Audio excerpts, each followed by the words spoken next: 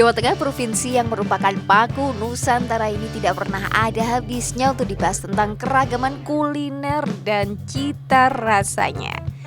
Dari kuliner dengan bumbu minimalis hingga kuliner dengan bumbu rempah yang menggugah selera membuat wisatawan yang datang berkunjung ke Jawa Tengah susah move on. Bahkan tak sedikit juga banyak menu akulturasi yang memberikan sensasi rasa tersendiri bagi penikmat kuliner. Nah, untuk mengetahui selengkapnya beragam kuliner khas Jawa Tengah, Sahabat Jateng kali ini akan bahas terkait dengan wisata kuliner di Jawa Tengah. Ada di Solo ini kan tadi kita keliling, saya keliling di Solo. Kebetulan lagi lapar nih. Biasa, wisata nggak lengkap kalau nggak ada kuliner. Harus dilengkapi sama kuliner. Nah, kuliner. Tapi sebelum yang di Solo, saya juga mewakili pemirsa sekalian. Sebenarnya Jawa Tengah ini kan banyak banget kuliner khasnya. Mau yang di mana aja? Di Mbak mana Lia? aja? Yang di Pemalang. Jadi kita arahkan dari Semarang itu kan, pemirsa kan penasaran dari Semarang mana sih? Ya, Pemalang tuh biasanya ada kuliner khas apa? Kuliner sih, di Pak Dita? Pemalang itu namanya sate Loso. loso. Wah, sate luar biasa itu ya. Sate luar Karena biasa. bahannya juga bukan kambing tapi ini adalah sapi. Sapi yang dulunya Sapinya kerbau empuk ya? banget ya.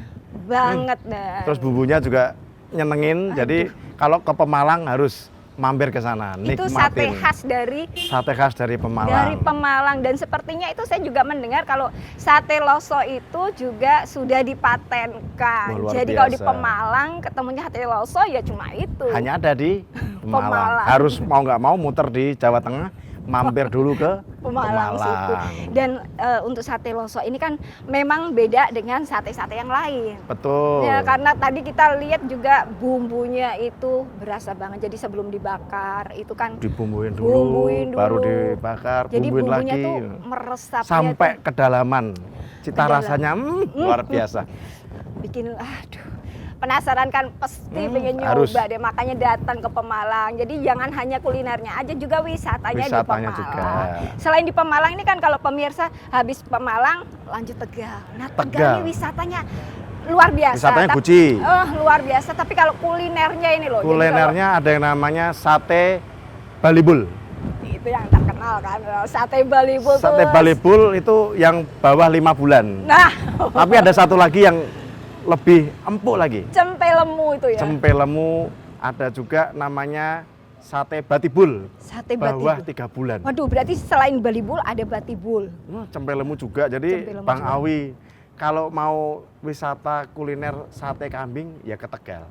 Oh, Tegal ya. Beda. Jadi di sana bumbunya mungkin nggak terlalu meresap, bakarnya juga setengah matang, tapi buat cocol-cocolnya itu. Aduh, saya bayanginnya Ada tuh. kecap, dirajang pakai lombok hijau, Aduh, bawang merah, kasih peresan jeruk. aduh, rasanya Tomatnya juga ya.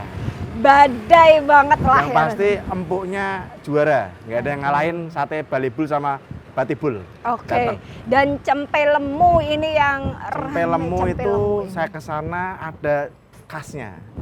Dengkil. Nah, Dengkil. belum tahu kan? Belum, Harus dengkil. ke sana. Tarik pokoknya cempe lemu. Cempe lemu itu yang di Tegal itu ya. Iya, tempatnya sudah ada 2 kayaknya.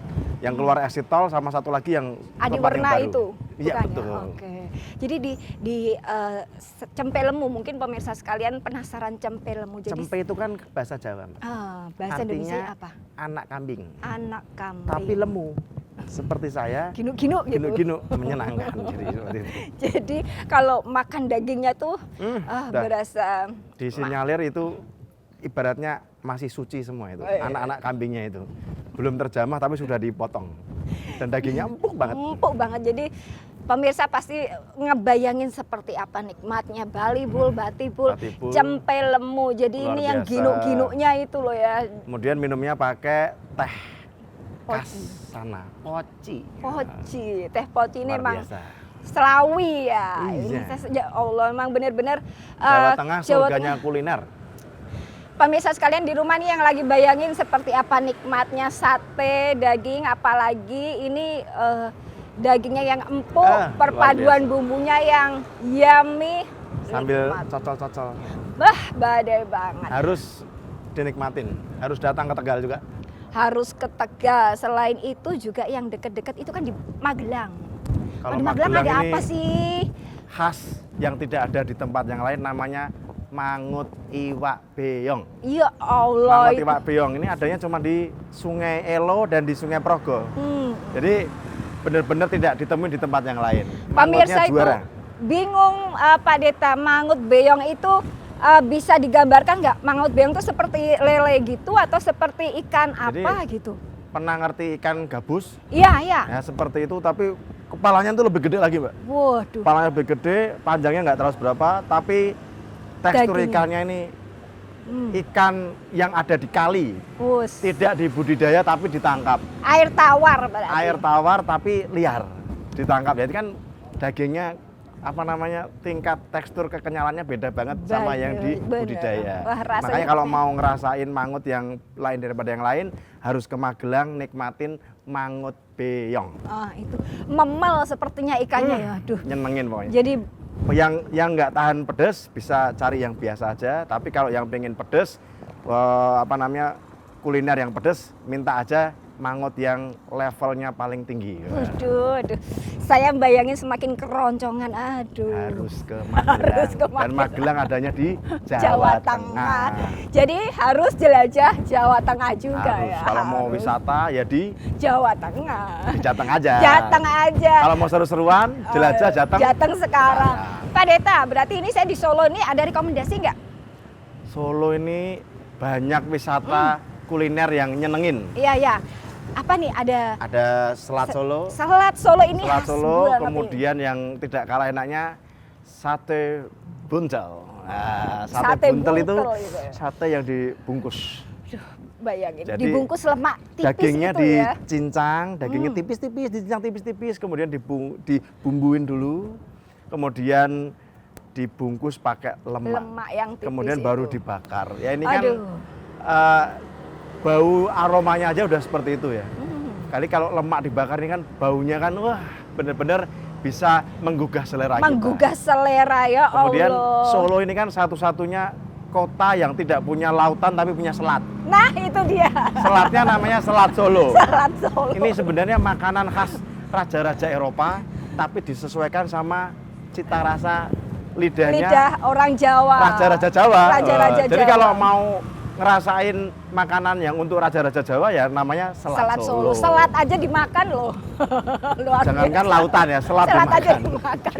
Luar biasa sekali. Oke Pak Deta, terima Siap. kasih atas rekomendasi kulinernya. Habis ini saya akan OTW langsung deh ke Selat Solo dan sate buntel. Sate buntel. Wah, luar biasa, Mbak. Saya sudah Rasakan keroncongan. sensasinya. Sensasinya. Matur suwun atas Siap, waktunya Pak Deta. ye. Kita jumpa lagi. Ini kita keliling lagi. Keliling lagi ya. Dan Pak Deta pasti Harus juga wisata di Jawa Tengah ya. kalau mau seru-seruan apa? Jelajah Jateng sekarang. sekarang. Oke.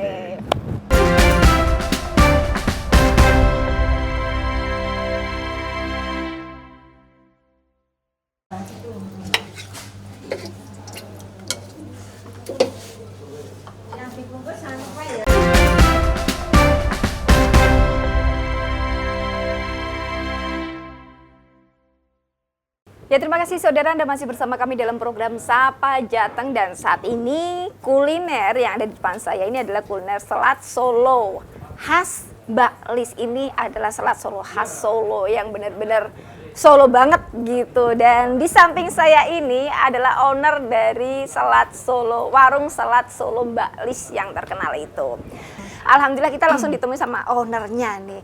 Bu Lis, kita mau tanya-tanya nih pemirsa sekalian juga pastinya sebelum kita ini ya menikmati Selat Solo ini, sejarahnya sendiri ini bagaimana sih? Mungkin Bu Lis bisa cerita dari awal kisah dari warung Selat Mbak Lis ini. Sejarahnya itu saya lulus SMA tahun 1987, saya langsung jualan selat. Langsung, itu meracik sendiri bumbunya. Bumbu sendiri, belanja sendiri, jualan sendiri. Jadi emang cita-cita dari kecil itu memang jualan selat. Hingga akhirnya sekarang kok bisa berkembang seperti ini, itu bagaimana?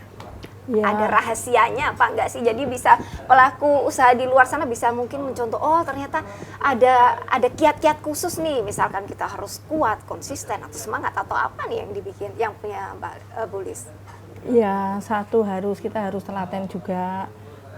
Yang kedua hobi, yang ketiga memang Tujuannya untuk mencari uang. Tujuannya untuk mencari, berarti didasari dari hobi itu ya, hobi yang akhirnya menghasilkan uang. Jadi kalau pekerjaan yang kita nikmati merupakan bagian dari hobi, kita menikmatinya dengan benar-benar, sedangkan uang itu ya alhamdulillahnya hasil tambahan.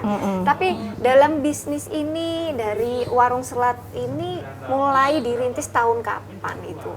Ya, lulus SMA 1987. 87, luar biasa, tahun 87 sampai saat ini. Hingga seperti ini itu memang dulu awalnya di lokasi ini atau memang ada di lokasi lain? Tetap di sini. Oh ini, Nah, cikal bakalnya dulu di sini. Di sini, dan saya selama jualan ini memang tidak ingin buka cabang. Oh, nah itu kenapa? Padahal kan dia terkenal di mana-mana. Warung selat Solo Mbak Lis itu terkenal di mana-mana. Kenapa nggak buka cabang? Ya, biar saya terjun langsung, biar saya ikut ikut langsung, ikut ngawasi. Ikut ngawasi langsung. Kenapa harus ikut ngawasi langsung? Apakah ada kejadian yang bikin Mbak Lis jadi Bu Lis jadi trauma atau gimana sehingga tidak buka cabang, sehingga harus turun langsung sendiri, itu bagaimana? Iya, memang dari dulu memang sudah turun sendiri.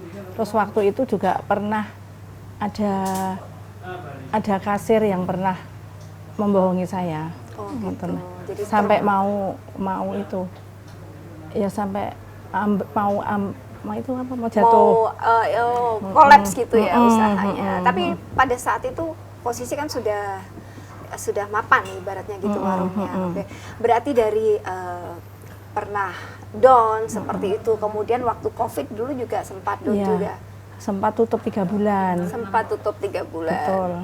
Tapi setelah itu Bu Lis kan bisa bangkit, mungkin bisa berbagi cerita pada pemirsa untuk bisa bangkit dari keterpurukan itu sebenarnya tidak mudah. Tapi apa yang membuat Bu Lis ini bisa bangkit hingga saat ini? Iya, sebenarnya itu bekerja itu sebenarnya dari hobi dulu. Meskipun kita ada yang menghalangi di kemudian hari, tapi kalau kita dari hobi itu pasti kita tetap senang mengerjakannya ya. Berarti telateni kalau orang Jawa. Dan saya tuh punya pedoman tuh, jujur itu awet.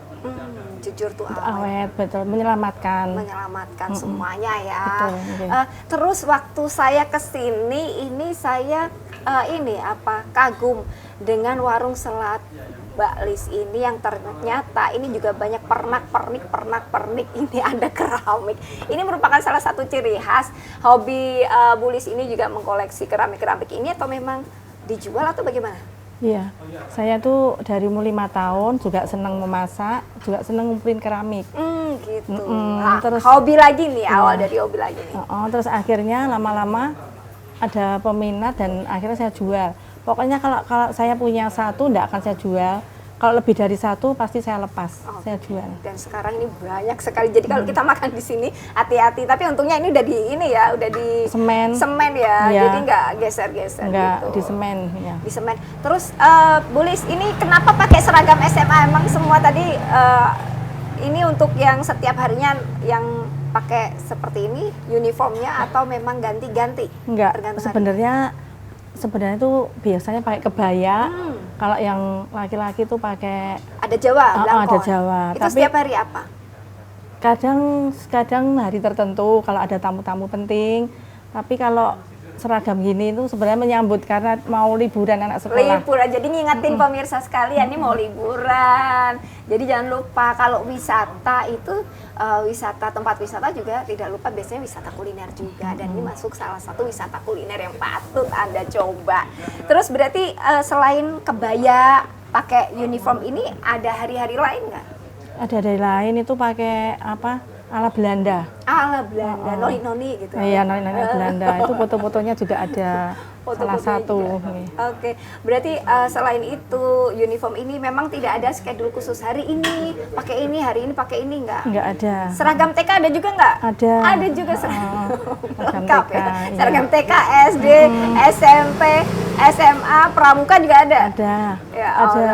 Kalau dari Inggris itu Pangeran Charles. Pangeran Charles. Ala Pangeran Charles. Aduh, ya. Keren banget ya. Jadi yang membedakan warung selat Mbak Lis dengan yang warung selat-selat lainnya, karena di sini Anda juga bisa selain mendapatkan kuliner yang pastinya maknyus, juga pemirsa sekalian juga bisa melihat pernak-pernik keramik yang ada di sini. Jika Anda suka, Anda bisa membeli, betul kan Bu Lis ya? Kemudian selain itu juga dari pelayanannya itu menggunakan uniform yang berbeda-beda. Ada yang kadang kebaya, kadang baju Belanda, kadang juga pakai uniform TK, SD, SMA. Kan penasaran kalau lihat yang membawakan makanan ini pakai baju TK, pastinya seperti itu ya. Bu Lis, ini tuh selat Solo nih apa saja sih yang isinya apa aja nih komposisinya? Ini isinya itu 12 macam. 12 macam. Jadi wortel, Oke. buncis, telur, daging, dagingnya kentang, banyak banget. timun, kuah, seriping, mayones, tomat. Itu. Mantap banget, ini saya udah pengen ngicipin langsung karena tadi melihat begitu menggoda ya kulinernya ini. Oke, Bu Lis, sebelum saya menikmati ini, sebelum saya mencicipi ini dengan pesonanya, dengan kelezatannya, saya ucapkan dulu terima kasih pada Bu Lis yang sudah berkenan untuk berbincang dengan kami. Setidaknya informasi perbincangan ini yang diberikan oleh Bu Lis terkait dengan usaha yang dulunya sempat up and down bisa juga menjadi inspirasi bagi para pelaku usaha yang saat ini mungkin kondisi usahanya juga mengalami up and down. Tetap semangat, tetap konsisten, dan tetap telaten kalau orang Jawa bilang gitu ya Bu Lis ya. Oke, kita akan langsung mencicipi kelezatan dari selat Solo Mbak Lis ini. Jangan kemana-mana, usai jeda pariwara kami akan segera kembali.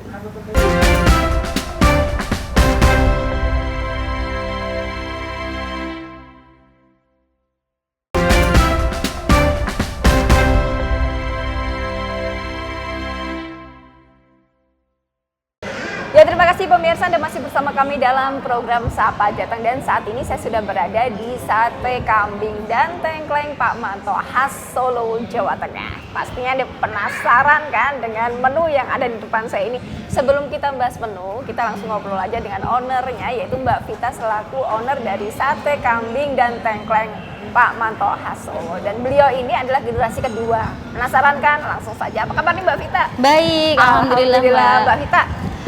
Kita ini melihat di sepanjang jalan kalau di Solo ini ya, sepertinya wisatawan maupun pengunjung itu nggak lengkap ke Solo kalau belum ngicipi sate kambing dan tengkleng khas Pak Manto. Mungkin Mbak Vita bisa menceritakan nih sebenarnya kuliner ini tuh awal mulanya seperti apa sih Mbak? Iya, jadi warung sate kambing Pak Manto ini didirikan oleh almarhum Bapak Manto, itu adalah ayah saya. Kebetulan saya generasi kedua. Kemudian awal mulanya adalah berasal dari warung yang sangat kecil gitu di tahun 90-an, Mbak. 90-an. 90-an. Jadi waktu itu mengawali karir sebagai pemilik sate kambing itu memang almarhum ikut orang dulu sebelumnya. Berarti gitu merintis dari awal ya merintis Bapak ini dari ya? sangat nol gitu ya kira-kira. Nah kemudian setelah kurang lebih 6 tahun ikut orang, kemudian Bapak waktu itu mengumpulkan sedikit modal dan memberanikan diri untuk buka warung sate kambing kecil di Jalan Honggowongso, Solo. Bukan di sini berarti? Bukan di sini, ini tempat ketiga setelah kami berpindah-pindah. Gitu. Berarti tempat pertamanya di mana nih? Masih daerah sini juga? Masih daerah sini juga, nggak jauh-jauh dari sini. Tepatnya di depan Pasar Kembang. Jadi terkenalnya sate kambing Pak Manto Pasar Kembang dulu. Pasar Kembang Iya. dulunya. Terus hingga akhirnya menjadi seperti ini itu kan berarti ada usaha, ada proses yang dilewati. Mungkin Mbak Vita bisa cerita sedikit. Iya. Sangat ini Mbak, dinamikanya itu luar biasa ya. Jadi waktu merintis itu memang tidak mudah. Waktu di awal tahun 90-an itu kan persaingan sudah sangat ketat gitu. Yeah. Kemudian kami jatuh bangun, banyak sekali cerita-cerita di belakang layar seperti seperti berhutang untuk buka warung demi besok bisa jualan gitu Untuk kan. bertahan itu untuk ya? bertahan sampai detik ini gitu. Itu luar biasa jatuh bangunnya. Cuman karena berbekal konsistensi yang selalu beliau tanamkan ke kami anak-anaknya, warung ini bisa berdiri sampai sekarang. Iya, dan bahkan tidak hanya di Solo aja ya, ini cabangnya udah ada di mana aja Mbak Vita? Kita ada di 7 kota besar di Indonesia. 7 kota besar. 7 kota besar, ada di pusatnya di Solo, kemudian di Jogja, Semarang, Jakarta, Bandung, Surabaya, Malang. Wow, wilayah Jawa ini udah dikuasai Pak Manto. Iya, semoga kita bisa lebih expand lagi ke depannya. Keluasan ya. Oke, berarti kan di sana ini juga pastinya juga banyak wira swasta, banyak orang-orang lain pelaku usaha di sana yang mungkin usahanya juga mengalami up and down seperti itu. Tapi Mbak Vita mungkin bisa memberikan motivasi buat mereka yang pelaku usaha yang ada di luar sana. Semua sepertinya seperti yang Pak Manto dulu ya. Iya, betul. Dari bawah. Betul. Sebenarnya waktu itu juga kami mengalami hal yang sama ya, tak lepas dari suka duka sebagai pengusaha gitu ya Mbak.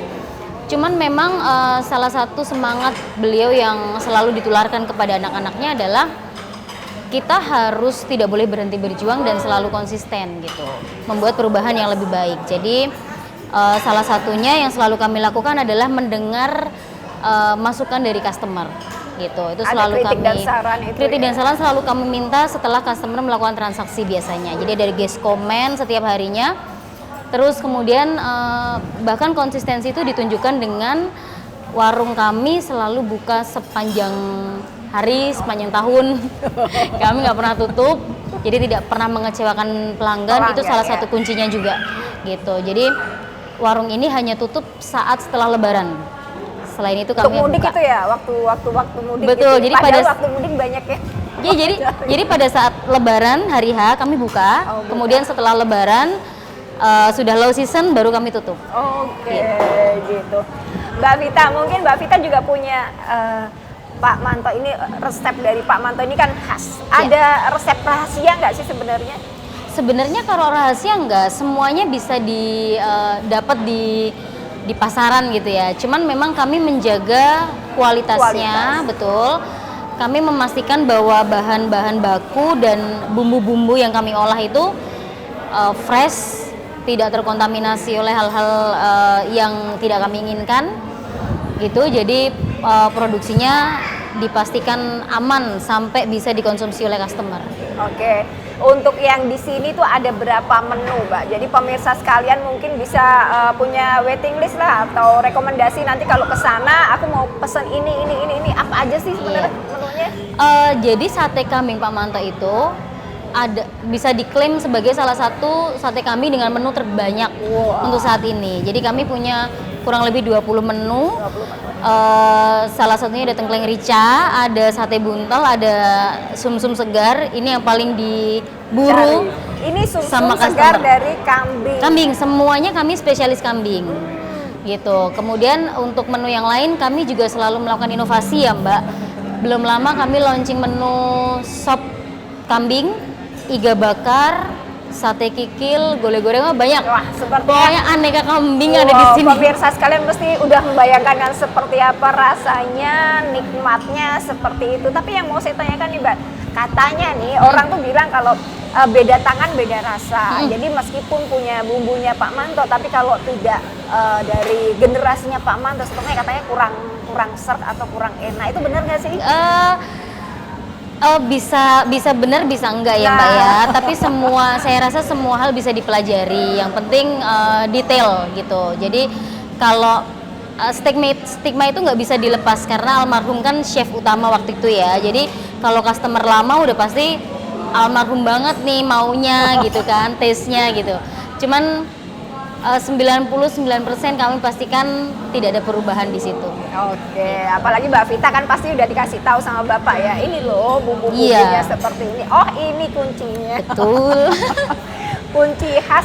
Nah, Mbak Vita ini kan masih banyak sih yang mau saya bahas terkait dengan sate kambing dan tengkleng khas Pak Manto ini. Tapi karena durasi ini seperti yang sudah tidak memungkinkan, mungkin kita bisa langsung icip-icip seperti apa sih nikmatnya kuliner yang ada di sate kambing dan tengkleng Pak Manto. Tapi sebelum icip-icip, saya sampaikan dulu pada pemirsa, saya ucapkan terima kasih dulu sama Mbak Vita atas waktunya. Semoga tadi yang disampaikan Mbak Vita terkait dengan untuk pelaku usaha bisa memberikan motivasi. Jadi semua usaha itu tidak harus semuanya jaya terus seperti itu, tidak. Betul. Juga pelaku usaha juga harus menyiapkan dirinya jika ada up and down di usahanya. Jadi tetap semangat, tetap bangkit, dan tetap konsisten tadi kata Mbak Vita ya. Oke, matur suwun Mbak Vita. Terima kasih. Saya Farida Malia mewakili kerabat kerja yang bertugas mengucapkan terima kasih atas perhatian Anda. Kompas TV, independen, terpercaya.